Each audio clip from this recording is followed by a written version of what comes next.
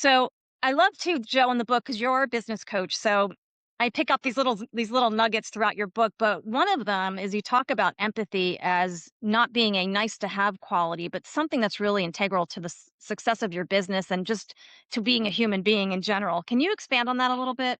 Why empathy is so important? Absolutely. Well, I think all of us, well, first of all, we had a global pandemic that has made us more isolated than ever.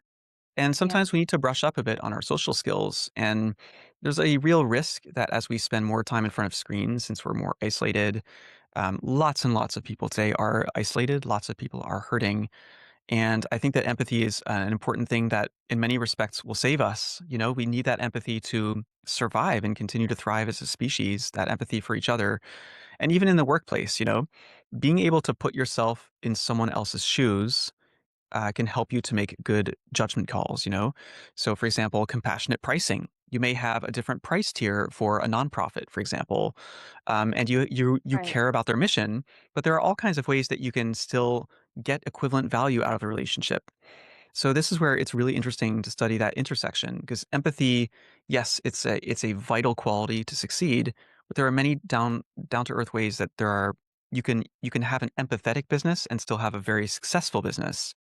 So, especially again, going forward into an era where we're going to see more and more agents and chatbots integrated into Yeah. all kinds of environments, that is coming. It never feels quite the same, does it, compared to talking to a professional who listens, who reflects back to you what you said, and who pulls out all the stops and has that heartfelt connection. So, and even like if you take it down to a very, very nitty gritty level, for a translator, again, for them to pick up on a mistake, like let's say the client said the opposite of what they meant to say, which happens all the time. It's very human.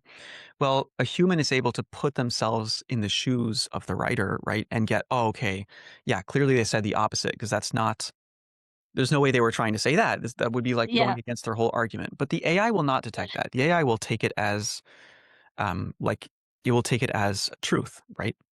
And so that empathy is important for us to work together, but it's also important to do a good job for our clients in different sectors. And I'm sure as a ghostwriter, that empathy is a huge part of what you do. Oh, yeah, absolutely. Because you really do have to understand the other person. You have to be interested in the other person, be able to Right. write in their voice.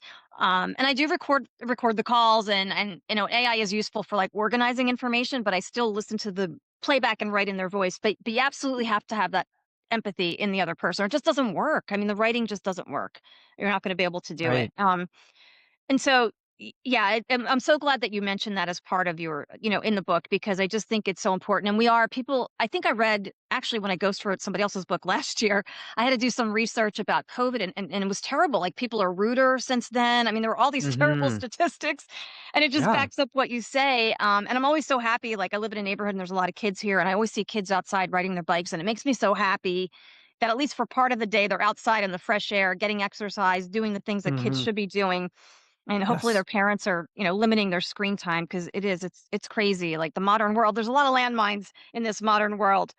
Um, but getting back to just a business, a lot of people assume, I think, and you mentioned this in your first book too, that what they do is less valuable if they use AI, and you have the opposite outlook on that. So can you explain how AI makes you more valuable as a provider? I think you mentioned an architect and a dentist in the book and some Yeah, other absolutely. examples. Well, this is where I find it so helpful to look around at other professions and how they're using AI. And this is something that I've been able to explore more in depth. I'm currently doing a certificate at MIT on AI and business strategy.